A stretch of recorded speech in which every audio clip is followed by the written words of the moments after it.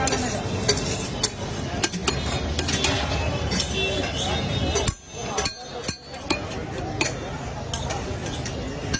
ये तो एकदम ही ऊपर गया भाई।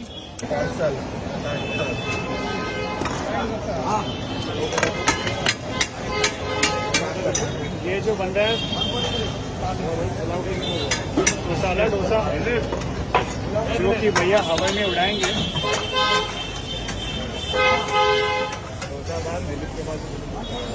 ये काफ़ी फेमस है ये भैया, इनका वीडियो हमने डाला था पहले भी और काफ़ी वायरल गया था। तो वापस हम आ जाए हैं भैया, और ऊपर उड़ाएंगे आज। He's famously known as Flying Dosa Man.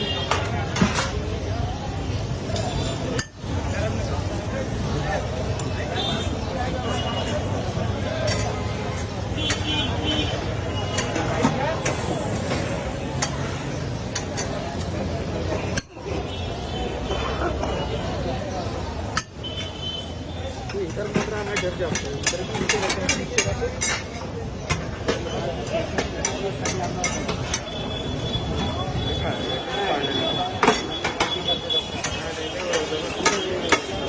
ये देखना, अब डोसा जाएगा हवे में। क्या बात है, क्या कैच पकड़ा है भाई ने।